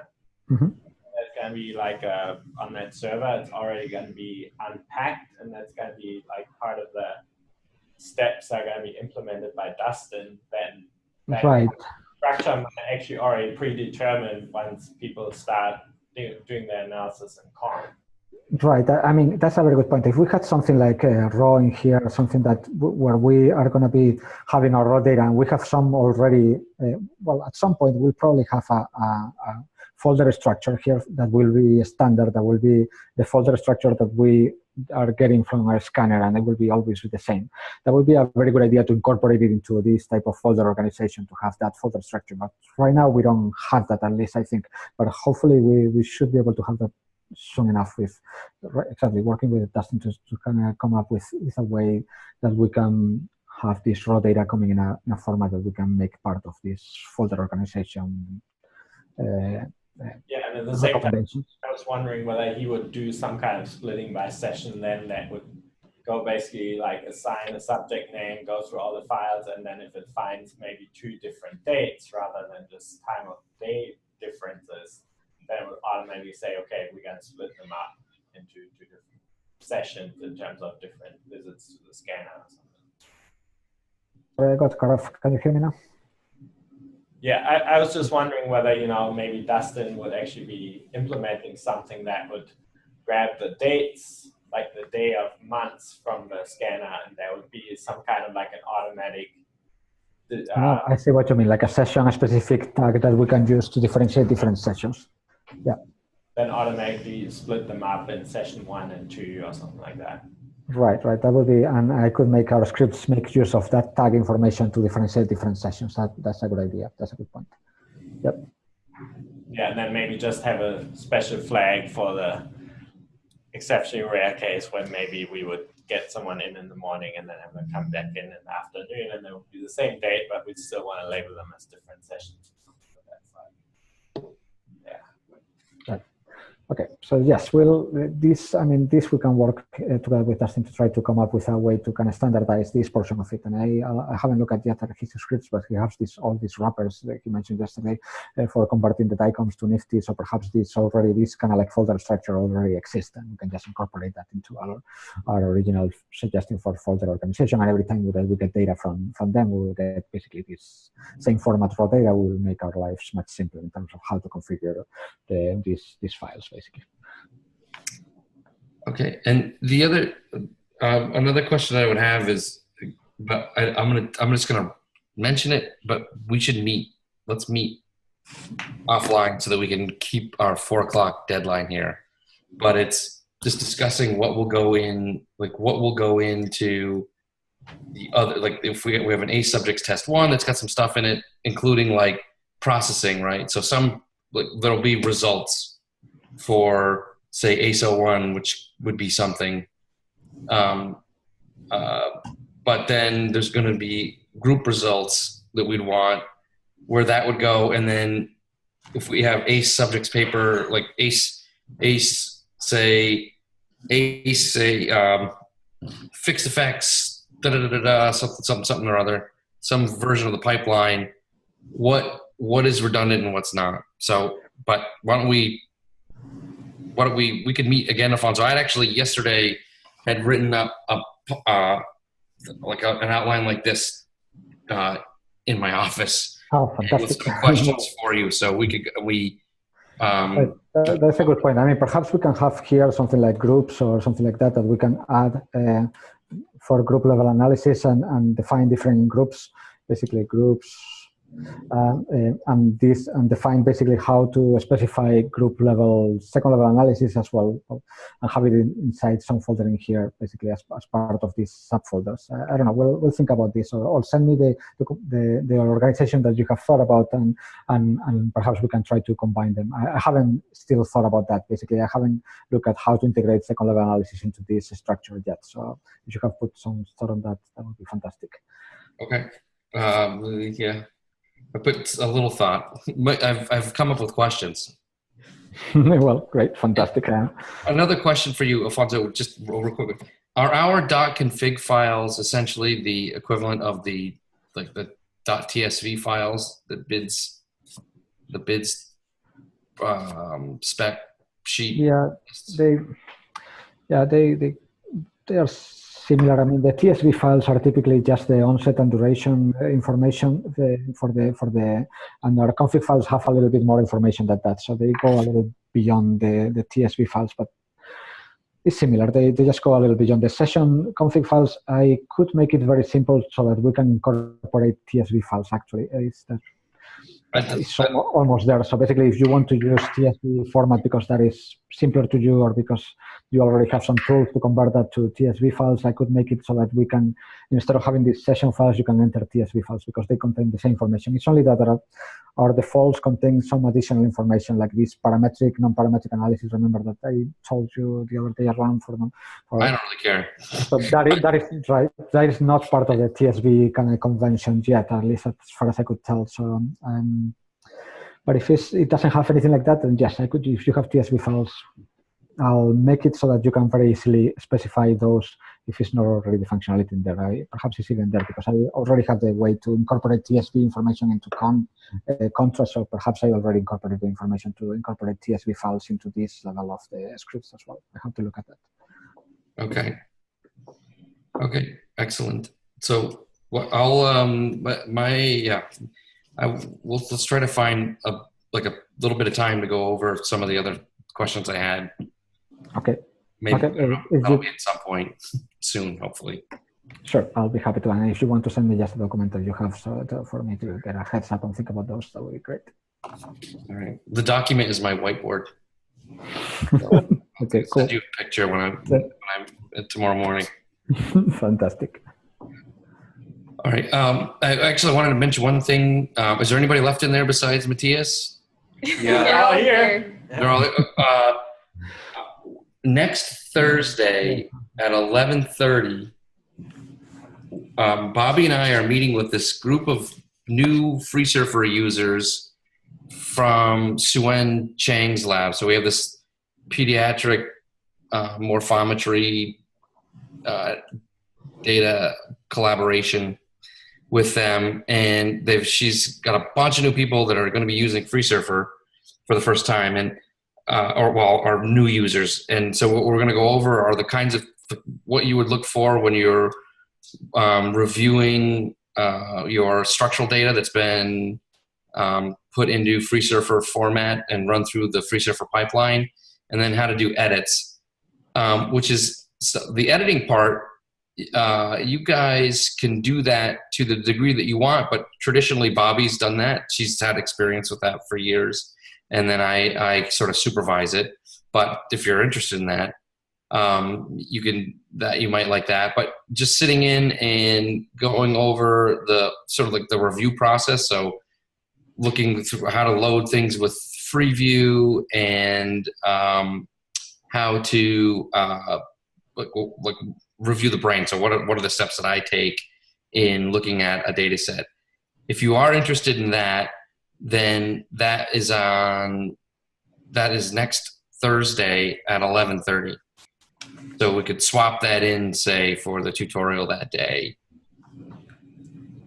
And what you may want to do is maybe we can meet, maybe this Thursday we could just meet, like for the tutorial, I could just quickly go over how to load things up in Freeview with you, so that you know that piece of it. Okay. Cool. That would be fantastic. Is that so? I guess just email me if people are interested in that. Can you record it? I don't know because we're not using Zoom. Oh, We're using Blue Jeans. what? Wow. Yep. I know that they've used, whenever I have meetings with that group, I have a really tough time with the connection.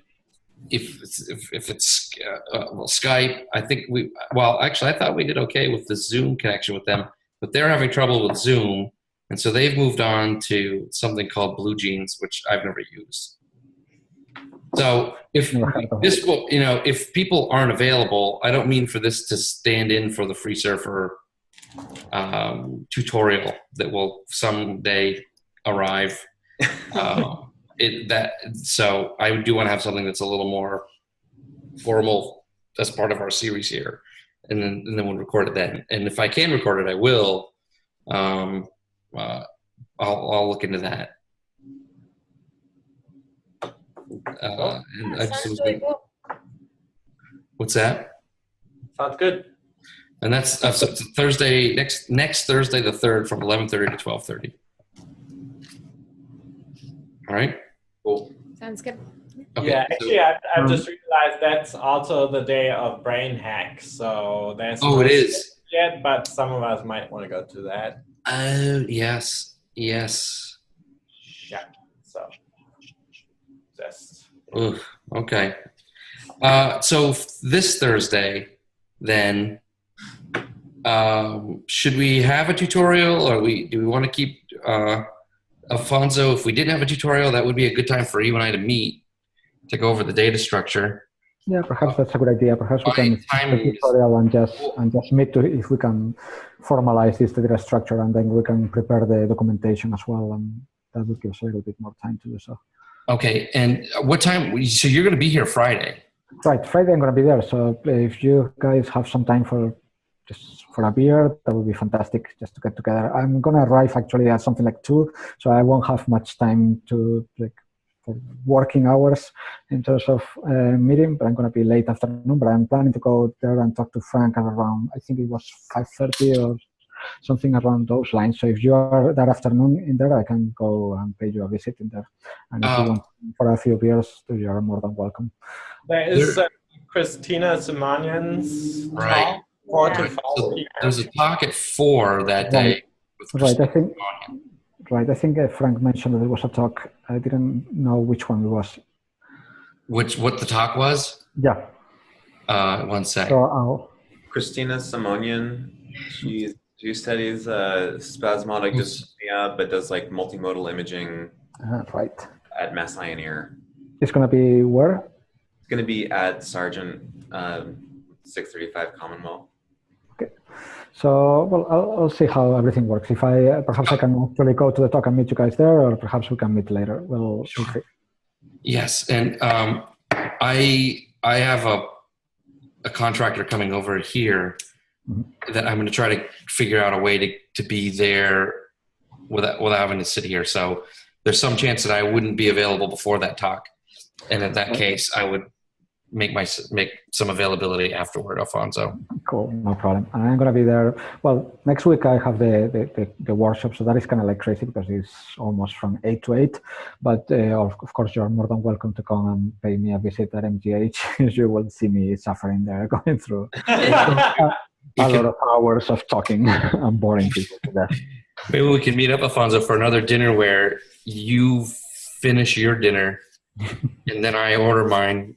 And you while I finish mine. I think that's how that worked last time. That sounds like a good plan. Maybe we can work out our timing this time a little better. Let's try to improve upon that. That would be relatively easy. All right. All right. So but just Thursday at 2, you would be available to meet, Alfonso, if we want. Okay, let's do that. We'll take a break from the tutorial series and leave it for individual questions.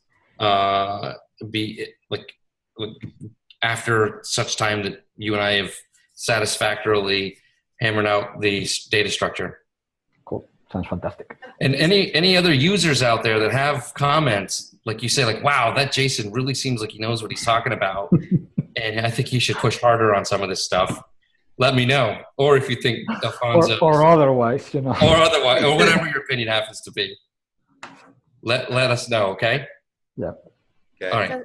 Jace, just before you go, do you have time this week to talk about the S-rate covariate stuff, or? Yes, and well, so the answer is I do have limited